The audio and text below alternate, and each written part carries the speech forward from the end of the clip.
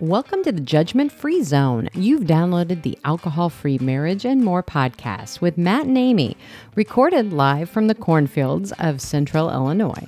Welcome to episode number 81 for April 22nd, 2024.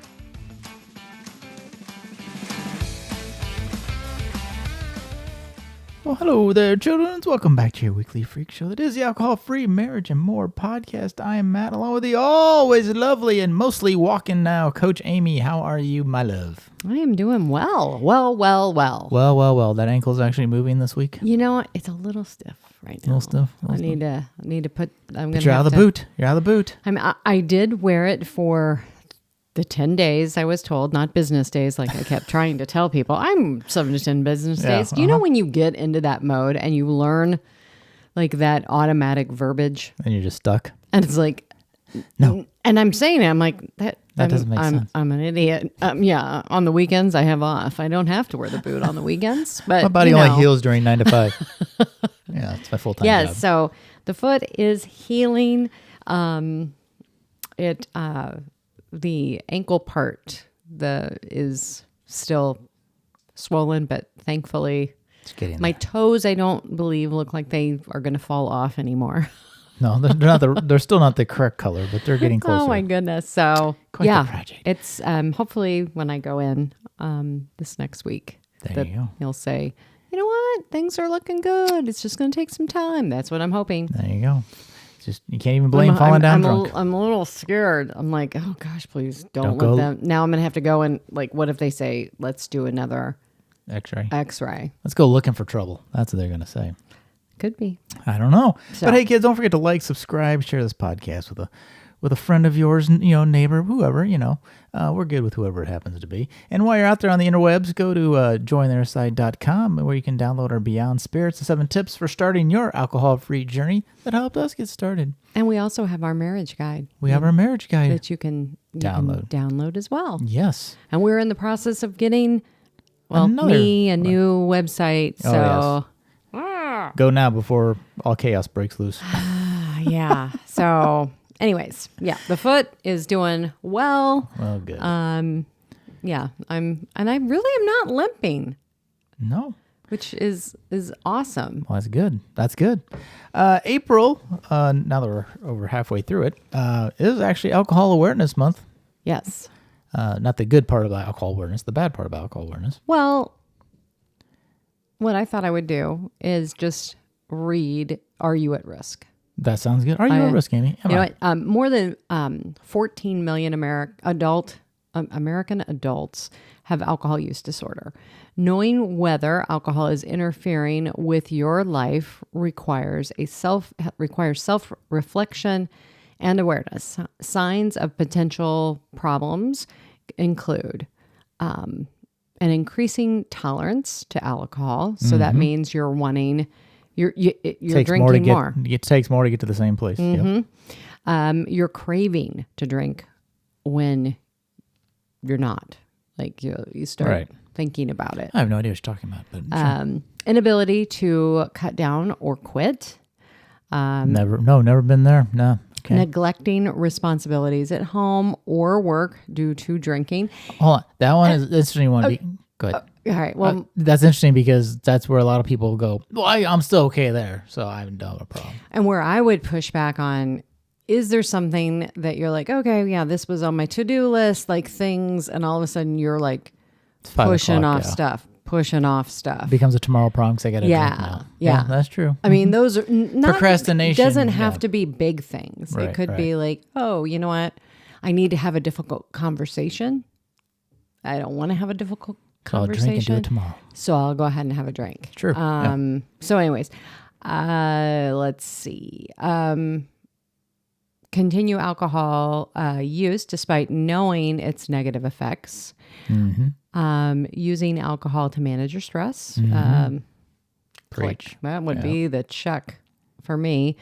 Continuing to drink even though it causes depression or anxiety.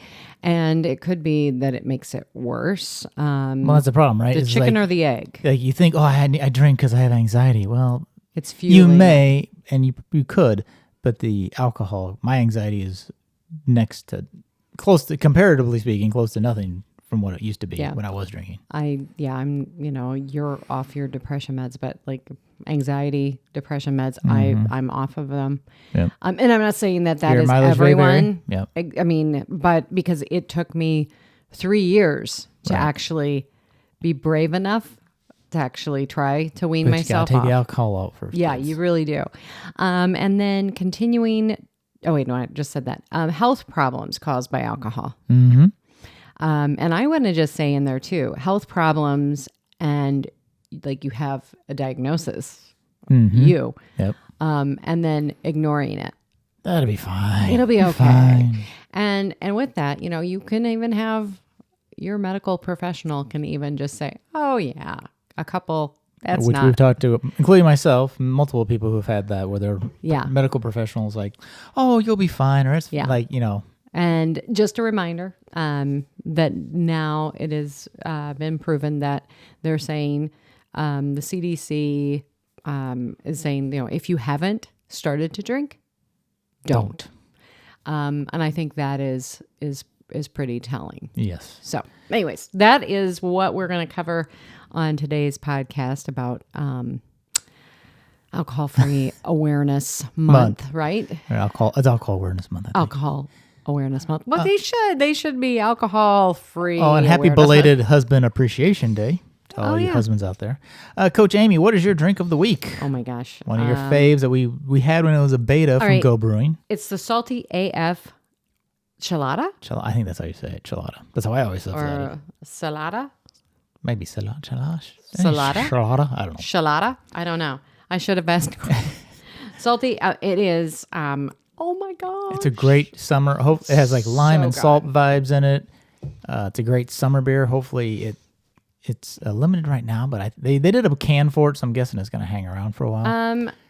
I kept a 6-pack back just for the lake this summer because it could be a seasonal, but I don't remember. I hope but it is from Go Brewing. I love the artwork. I think it is most of their cans so cute. Then you have this can from Go Brewing, which is doesn't have artwork at all. It's very plain. Straight out of alcohol, which came with a straight out of alcohol sticker, which is my new laptop favorite sticker. This is their hop water, their take on hop water. Very good. It is really good. Yeah, it's not terribly hoppy. Some are more hoppy than... I really liked it. But it's good. It's clean. It's not like hop water that has like peach or whatever. It's just water. But very good. And I threw that in the order when I was ordering your Salty AF and over that there. One is, again, 0 Yes, calories. this is totally 0 calories. Cause it's just I don't water. know. This one doesn't... This does not say. Oh, does it have calories? Must be 0 then. We'll call it 0. I don't think their cans usually do. I'd say 30-ish. It's going to be some calories on this. I'm just going to say, no, 0. No, it's not listed. It's got to be 0. No. Yeah, it is just such a fun. But and also remember, check our link in the description to Go Brewing for $5 off your first order. Yes. Please do. All right, Amy, tell me about Kristen Beckett, our interview today. Oh my gosh. What a great interview. Yes. I can't wait for everyone to listen to it. But Kristen Beckett is a wife and mom living in and working in Madison, Wisconsin. She ditched the mommy wine culture in September of 2022 when she had her last drink, and she started chronicling life after alcohol on Instagram. Her handle is on the social media platform Mocktails and Marathons, and she started this page simply to document and hold herself accountable. But what happened is she started to really inspire and encourage others who are maybe they've already ditched the drink, or they're wanting to, or maybe they're just sober curious. And we hope you enjoy this interview. Well, welcome, Kristen Beckett, and she is from Madison, Wisconsin, and her handle, if you have not heard about her on Instagram, or if you're not on Instagram, it's Mocktails and Marathons. And I have had people who have said, have you seen Mocktails and Marathons? I'm like, yes, I follow her too. So welcome. You're up in Wisconsin, so we're Midwest people here today. Yay. Thank So you so much for excited. having me. I'm so excited to be here today. Oh my gosh. So I'm excited to have you. You and I have kind of gone back and forth a few times and we made it work. So, hey, let's go. Definitely. Yeah. That's what we got to do, right? Yeah, we got to make it all work and let's just get started. I wanted to have you just do a brief introduction of yourself. Maybe tell us a little bit like what you do now for fun. Sure. So like you said, I was actually born and raised in Madison, Wisconsin, and currently live there now with my husband and my 9-year-old daughter. We also have a 3-year-old yellow lab. So they keep me busy, that's for sure. For fun though, I've picked up running in the last couple of years. I never thought that that would be something that I would say that I do for fun. But I've really gotten into running and exercising, and we are a big outdoor family as well. So we love to hike. We just got a camper last last summer. So we are crossing all of the state parks off of our list and we're planning a trip out west this summer. So definitely enjoy being outdoors. And then, like I said, between my 9-year-old and the dog, they keep me busy. So that's my life in a Oh, nutshell. absolutely love it, love it, love it.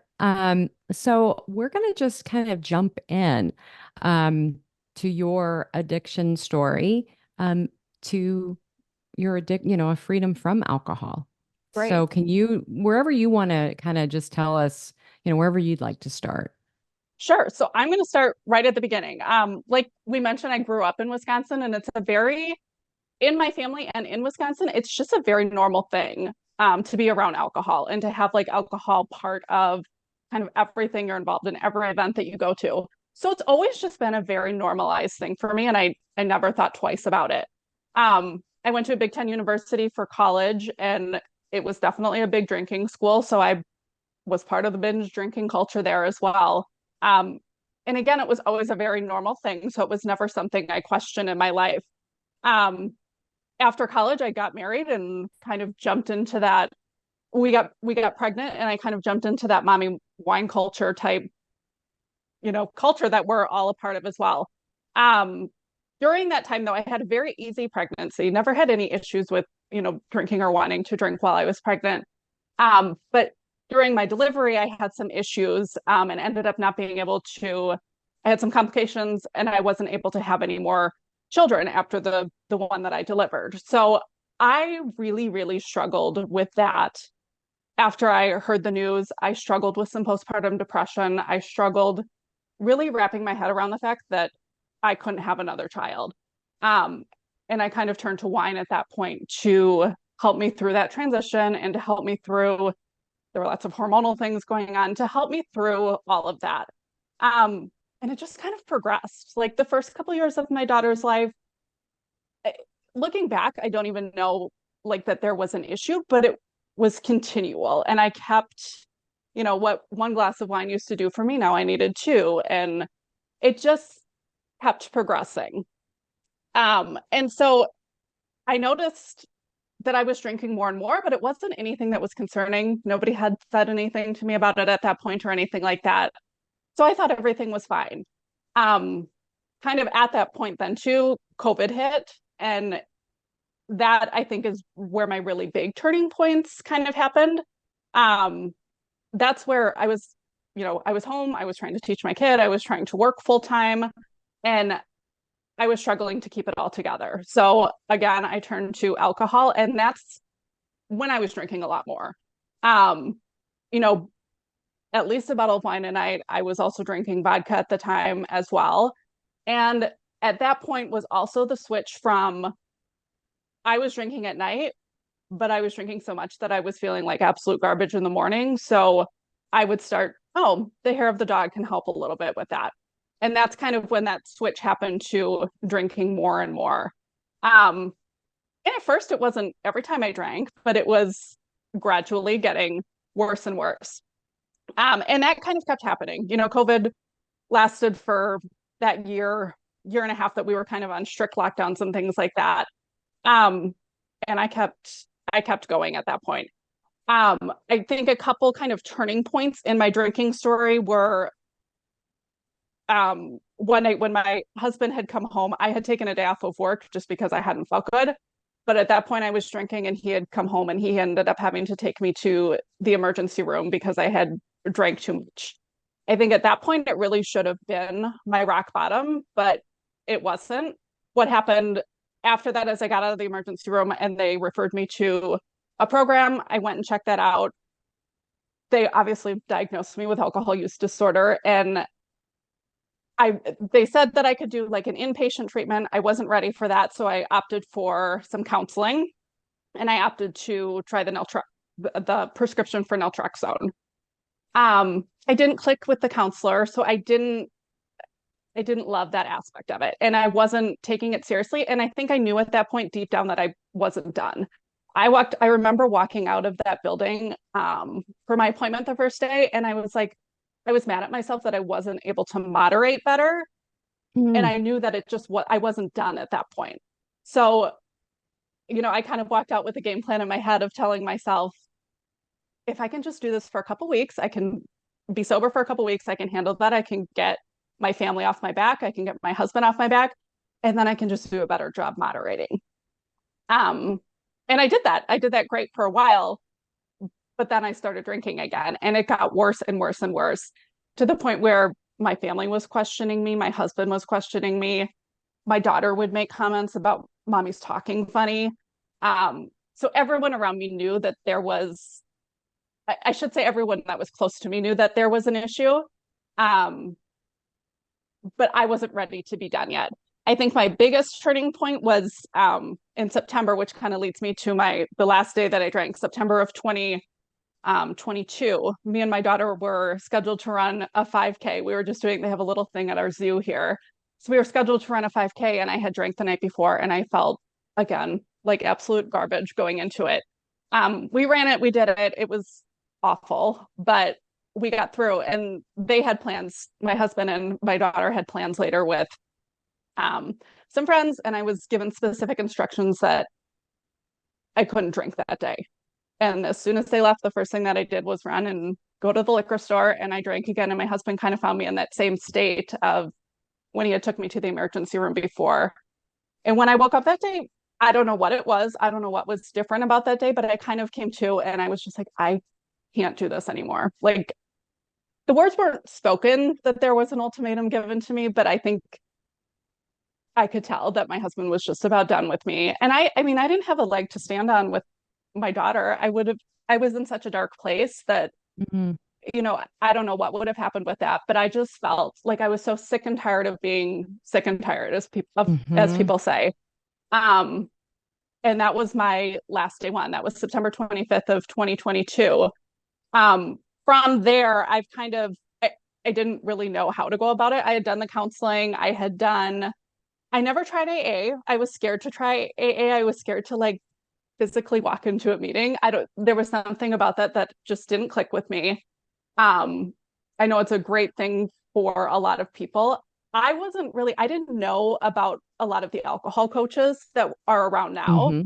So that wasn't even something that was on my radar. At the time, I was following some people on Instagram that were promoting sobriety. So I had found a program through that on Instagram and completed like a 75-day challenge that incorporated some fitness and daily habits and things like that. And I found a community that I'm a part of, and that I found other women that were going through the same thing that I was going through. And that was my biggest game changer, just being able to like know that there are other people. I'm not this crazy person and the only person that's dealing with these struggles. So finding that community was my biggest game changer. And I'm still part of that community now. And that kind of leads me up to where I am now.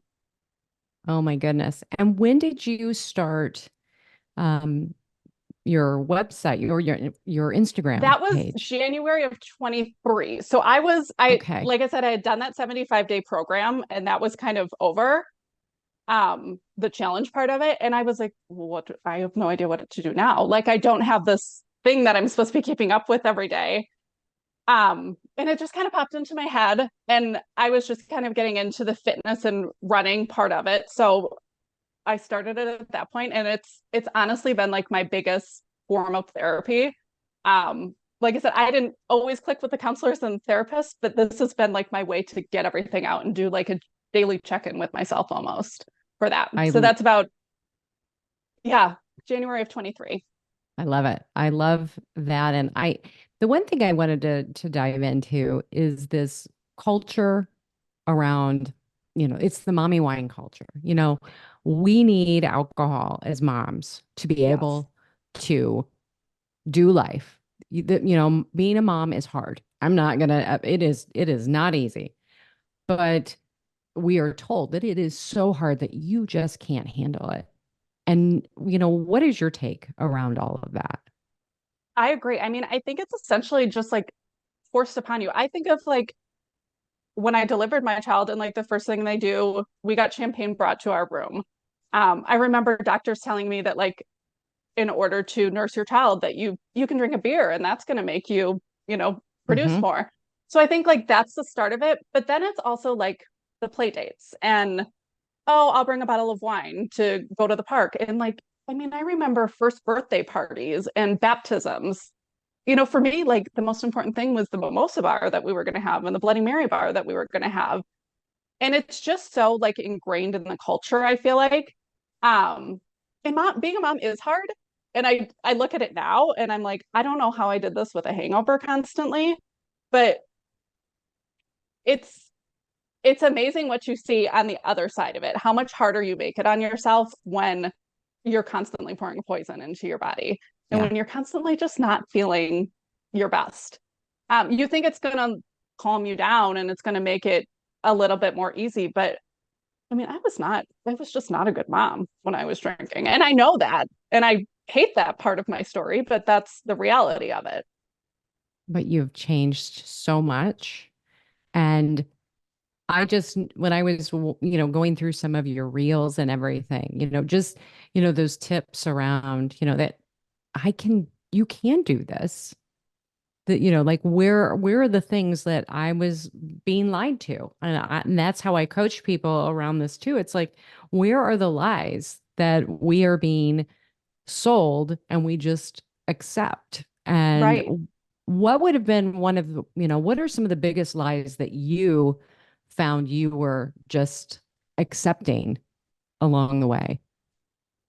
I think I always thought that I needed alcohol to relax. I don't think that I ever had a kind of a turn off, something to turn me off at the end of the night. I was never like an everyday drinker. I was a binge drinker. And so weekends were my time to shine.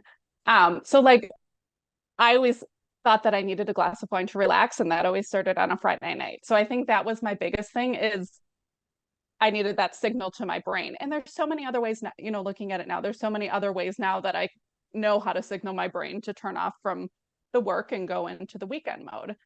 Um, and I think just as like a celebration too, I think we're so ingrained to like have alcohol as part of our celebrations, not only our celebrations, but our when we're having a bad day.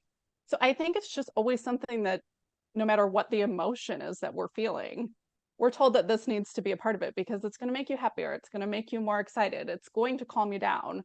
Um, and whether it be the movies that you see when you're little, because I notice it now when I'm watching movies, with my child, to, to the t-shirts that you see and the cups that you see, like it's just so in your face that it's hard not to get involved in it, if you know what I mean.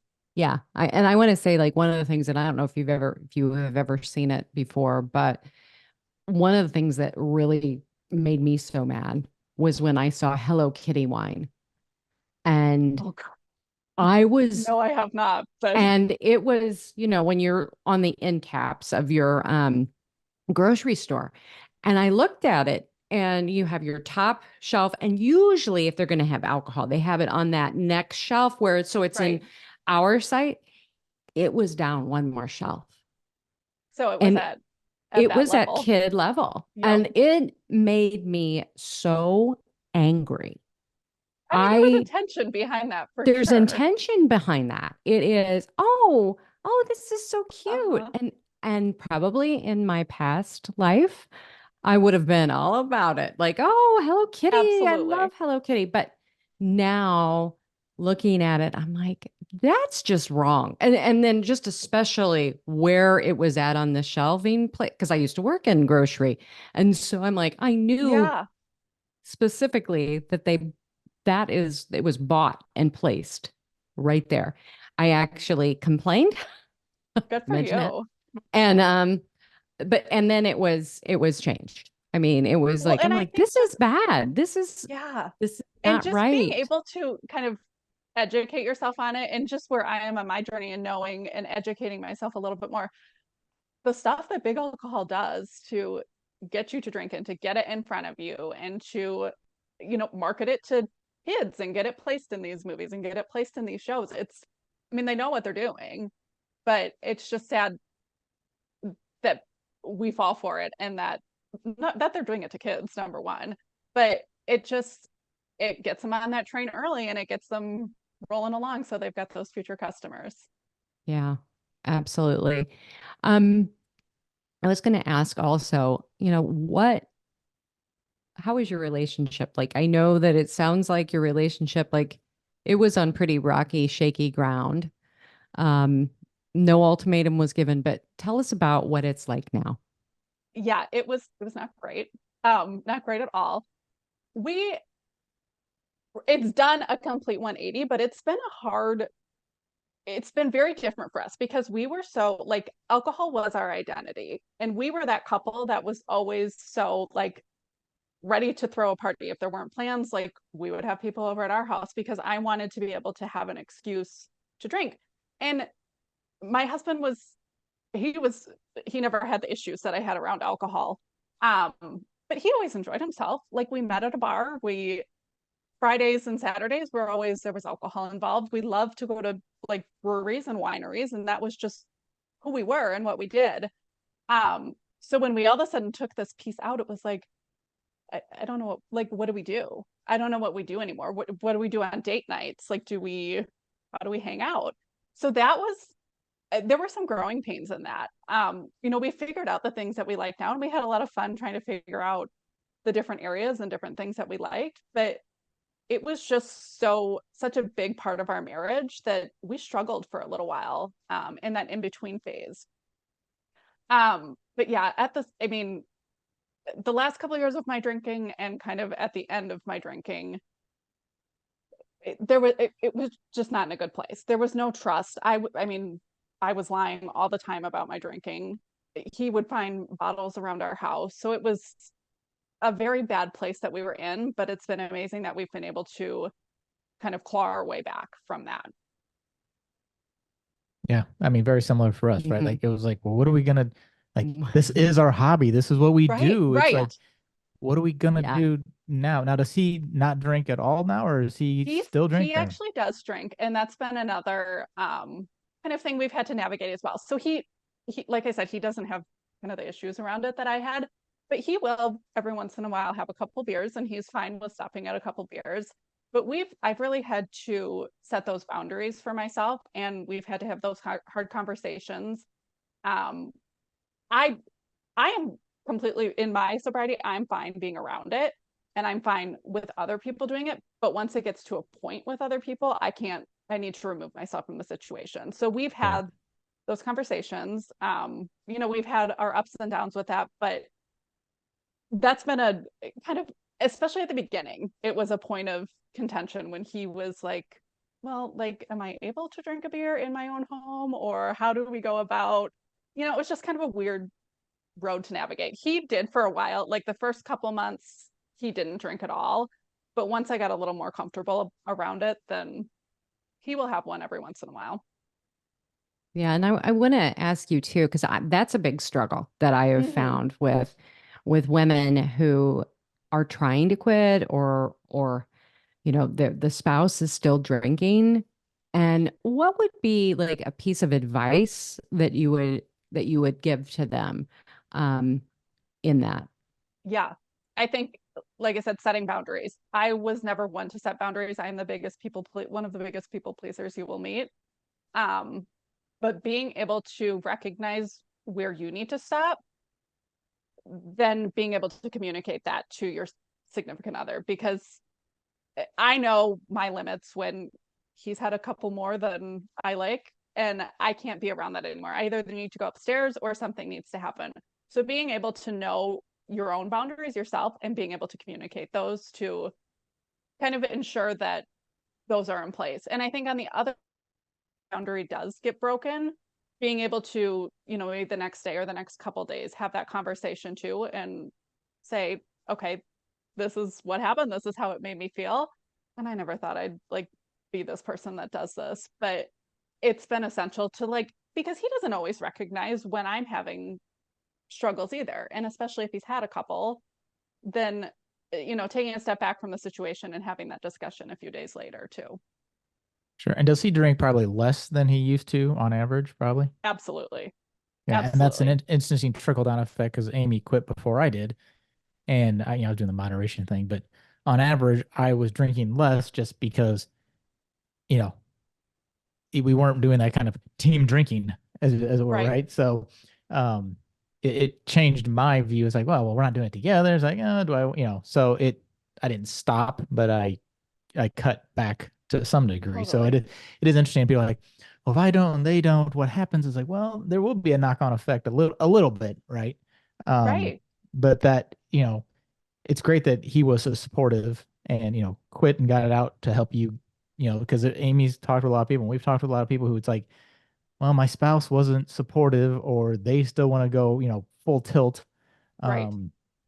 Almost. Oh, I can't imagine where I would be without him stopping at the beginning or without the support because he knew obviously that I had a problem and that I needed to stop. So right. I think he was willing to do that to try and get it figured out for us. But yeah, that's been instrumental for sure in my recovery.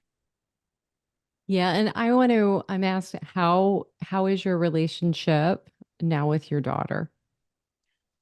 So much better. Like I said, I still struggle with like the mom that I was during that time. And so I'm trying to almost make up for it now. I know that I can only have one kid and I really struggled with that at the beginning, like I said, but right now I think I'm just trying to like soak it all in. We've got a great relationship now. She's 9, going on 16, so we're dealing with all those fun things of the preteen years, but I just really want to make sure that like she doesn't remember me for that mom that I was, and she does remember me for the mom that I am now. So I think night and day different. She, I think, was, I don't know if scared is the right word, but she knew, she was a smart kid. She knew when I was drinking. She knew when my personality changed a little bit, or like I said, she could understand when I was talking funny. So she knew, and I just don't want those memories to be the core memories that she has of our relationship. Yeah, I mean, mom guilt's a real thing, and Amy said the whole thing like, oh well, I lost all these years, and so kudos to you for fixing it earlier in your child's life, but even later, older kids, our kids have noticed like differences in how we act and how we interact with them, the things we do. So it's never too late, but obviously the earlier, the better. And you have some formidable years coming up that are going to be very important. Right. And we talk about now too, like what is that going to look like for her? Because she's seen, she knows what happened with me. She knows that I don't drink. We haven't had those conversations of why I don't drink or kind of what happened, but I mean, she's going to be in high school in the next couple of years and she's going to have to make some of those decisions on her own. So I'm happy that like with years we'll be able to have those conversations too. I don't know what those are going to look like, but it'll be something to navigate, and I think it'll be good for me to be able to navigate those conversations with me being an example and not me being like, oh, don't drink, but I'm allowed to drink. So or worse yet, being their drinking buddy. That's not exactly. Yes, right. Exactly. Yeah. I mean, and I think that is such a, like being able to figure that out. And so I would encourage you to do that, like to really start to look at like, just talking to her. And it's no different really in some ways than talking to your child about not smoking. Right. Because smoking is different. I mean, but when you look at it from like the health perspectives and everything, Um, there are some really, I mean, it's, as you said earlier, it's a toxin that we Right. put into our body, and then we just let it, we give it a pass. We're like, oh, it's fine. It's fine. That's how we celebrate life. That's how we mourn. That's how we do everything. And to be able to, you guys are showing her that there are different ways to live your life, and being able to, because I know, like you said, I mean, you just said something that really hit me in the heart, was that, you know, being able to have these conversations clearly. I mean, I was the mom who would say, have your, I want all the kids to come here. I don't want anybody drinking and driving.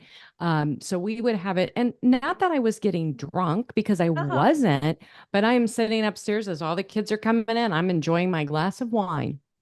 Right. Exactly. And, now I look back at that, and I'm thankful that my kids have said, they're like, well, Mom, you weren't falling down. You weren't doing things. You were, so at least I do have that. And I know that they wouldn't be where they're at right now if I hadn't been doing some right things. But honestly, for you to be able to be going like into these junior high teenage years, and being fully present, clear-headed, knowing, like, okay, this is what you can do, what, and being really upfront how alcohol changes people. Right.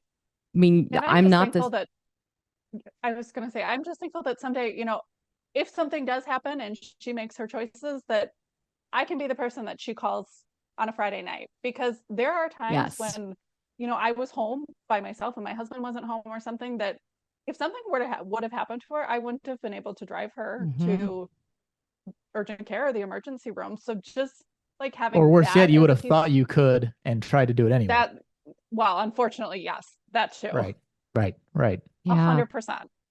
Yep. And that is, I mean, it is true. You just want, I can't say enough how great I feel that I am completely, fully present at all times, not choosing a substance over a person. And you have that, like, you have that right now, and that is amazing. So I'm so happy for you and that, all of that. Now I'm curious how your running has improved then with. I was not a runner before I got sober at all. Like, I would laugh at people who would run. And it became my release. It became like, it started with walking. And then all of a sudden I was like, well, let's just give running a try. So I don't have a lot to compare it to from before I was sober at all. Um, it's like I said, it's just kind of like my mental release now. And I'm by no means setting any records with any of my runs, but it's just, I love to be outside. I love to have, it's my me time when I don't have to be like bombing or be thinking about anything, and I can just kind of clear my head. So I do fine, but I'm not I breaking any love it. records by any means. Well, you're kind of in the boat that I know I've told Amy multiple times for myself of, if you told me, 3.5 years ago that I'd be a non-drinker who goes to the gym 3 days a week, I'd been like, you are drunk right now. Right. And you're kind of the same thing, right? Like, if 3 years ago, somebody said, you're going to be sober and be running, you'd be like, that's dumb. Right. I mean, that just doesn't cross your mind, but you get rid of the toxin and you have more time because you're not sitting around drinking and hungover all the time. But B, you start thinking like, oh, I feel better. Like, could I feel even better if I did this? Or I feel like doing these things now because I'm not constantly recovering from a hangover. So Right. that is Well, and awesome. I think you bring up a good point too, because yes, you feel so much better. You're removing this toxin from your body. But how can I make myself feel better too? I mean, I've been like, part of my recovery has been experimenting a lot with food and using food as nutrition. So just trying to figure out like what works well with my body. And before I was just worried about like getting a greasy hamburger down so that I could feel Right. better. And now it's like, okay, I know this does this to my body and I know this doesn't make my body feel good. So just like that aspect of things too. And, being able to improve my health in that way has been a game changer as well. Right. Oh, I love it. So I want to ask you, What has been like your biggest challenge in all of this with not drinking? I think biggest challenge has been kind of what did I write this? Um, I wrote something down for this. No, I'm fine. My notes here. I'm sorry. Um, I think the biggest challenge was trying to rationalize my life without alcohol. I think I kind of thought that I thought that not being able to drink was going to be like a death sentence on my life and that I was never going to have fun again. I thought that like everything would be dull, everything would be gloom, and like that I would just sit at home and do absolutely nothing. And I think that that was kind of debunked as far as just being able to get out there. The first couple of months were not fun. Like I wasn't able to do a lot of these things. I wasn't able to put myself out there. I wasn't ready yet. But kind of being in this space now that, I'm able to go out and I'm able to have conversations with people and I'm able to come home and remember the night and I'm able to like form relationships with people that were so surface level before. I think that's kind of been the biggest thing that's come out of it. Well, that's Yeah. so good. Learning how to have fun again is a bit of a Yes. trick. Yeah. Yeah. Yeah. Um, so I'm going to ask you this one. What does your family and your friends, what do they think about this transformation that you've gone through? Yeah. I mean, the people who were closest to me, I talked about, like my husband and my parents and my sisters. They're obviously proud of me. They knew that it needed to happen.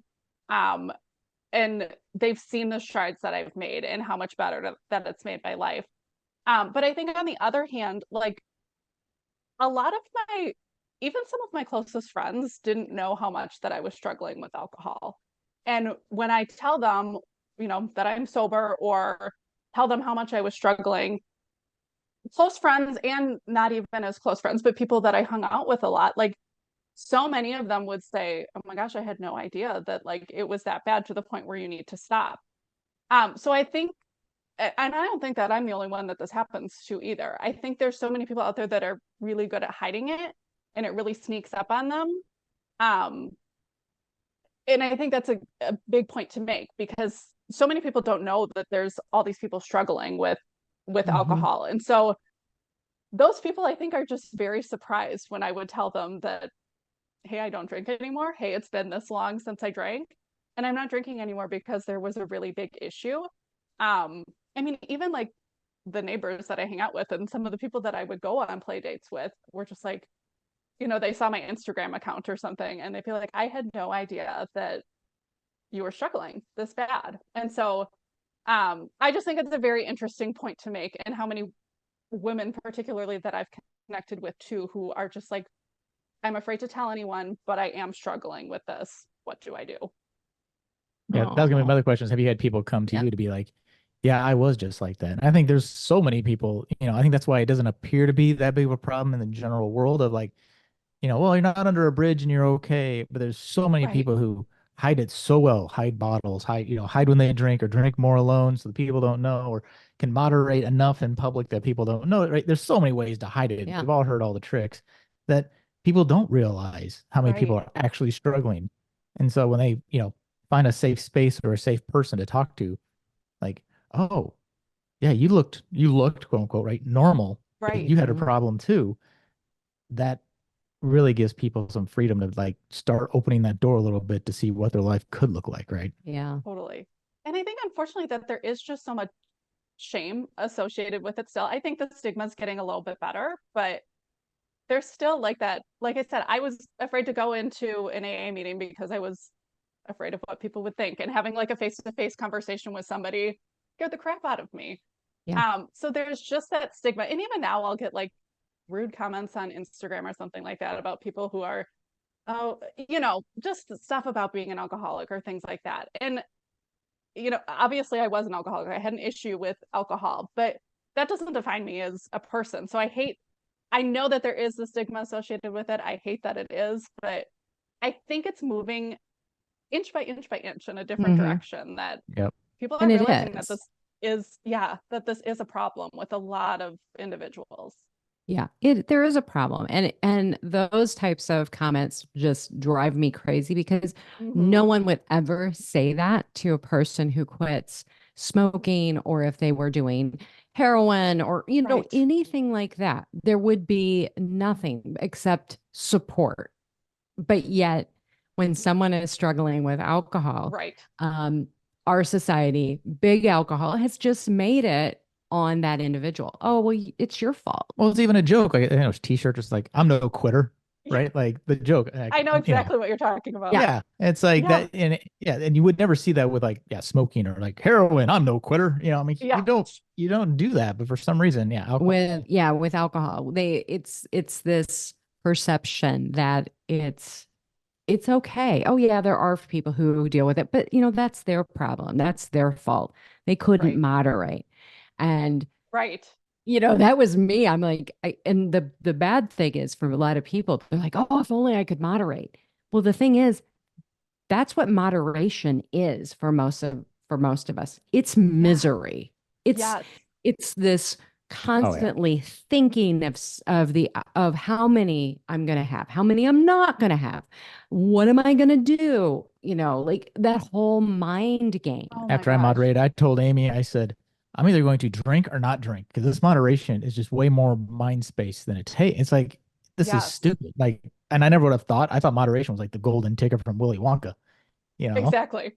And it turns out it's actually, I had so many brain cycles just around timing my drinking and counting my drinking. All I'm like, this is way too much work. When am I going to drink next? Where am I going to get Yep. this? How am I going to? I know it's crazy. I saw Yeah. some quote or something that was something along the lines of, um, if you would have told me that it was going to be easier to be sober than to moderate, I would have, laughed or whatever. And Oh yeah. like that would have been me a couple years ago, but I 100% agree with it. Just the mind gymnastics that you would do trying to figure out Oh those yeah. rules and stick to those All rules the and rules. All the rules. All the Yeah. oh, rules. I was going to ask you. So now you're running, and so the other part of your Instagram handle is mocktails. So do you make a lot of mocktails? I, coming up with this name, I thought that that would be kind of like a fun thing to do. But I love just like the things that are out there now. I will mix and match and see what I have in my house, and every once in a while come up with different mocktails and things like that. My parents have actually like become little mixologists whenever I come over to their house, and like they'll come up with a new little mocktail for me. But I there's so many different things on the market right now as far as non-alcoholic options and wine and beer and things like that, that I usually go towards buying something and just having that in the fridge to be able to grab at a moment's notice. Yeah, we actually had to rebuy a bar kit because we ditched all this stuff when we quit drinking. Like, we don't need all this Yeah. stuff. I'm like, well, crap. Now we mix more drinks than we ever did before. Now we have to buy all this crap again. So, what is my final question? What is your favorite go-to NA drink on a Friday night now? On a Friday night, I love Groovy. They have a dry dry secco, it's called. So I love that as far as like summer wine goes. And then the brand Mocktails has a bunch of different like canned mocktails. And they have just a bunch of different ones that like, they have like a fake cosmopolitan or like an espresso martini. So if there's like a certain thing that you're, you know, kind of in the mood for or whatever, I love those as well. So those are kind of my go-to right now. I love Awesome. it. I I love love that. it. I'm so excited for you. I'm so happy that you came on our show. I wanted to share your story because, as you know, and I know, we're not alone in this. And that is the biggest thing is that we all need connection around this. And so, if anybody who is listening is sober curious and you're just wanting to see what life could be like, I am going to encourage everybody to, follow Kristen and it's mocktails and marathons on Instagram. And we just can't wait to see how you continue on your success. Um, Awesome. Thank you so much. This is so fun. Thank you for having me today. oh, thank you. Well, thank you, Kristen. That was an amazing interview. Yeah. I love her attitude. Again, just so happy that she started her journey at a much younger age than we did. Oh my gosh. Good on her for that. Yeah. And just also that, we can all have that point where we're drinking, but then, when life throws something at you, and she was dealing with grief, that all of a sudden it just opens it up that our brain is like, oh, alcohol is going to help me with that. Right. And I just appreciate her vulnerability. I appreciate how she shares it on social media. She is doing, she's just doing a wonderful job being a light to others. Being an ambassador. We can all be ambassadors out there, kids. All right, well, that's it for us for this week. We hope to see you next week around here on the podcast Podosphere. I'm Matt, along with the always lovely Coach Amy. Wish you peace and love from the cornfields, and we are out.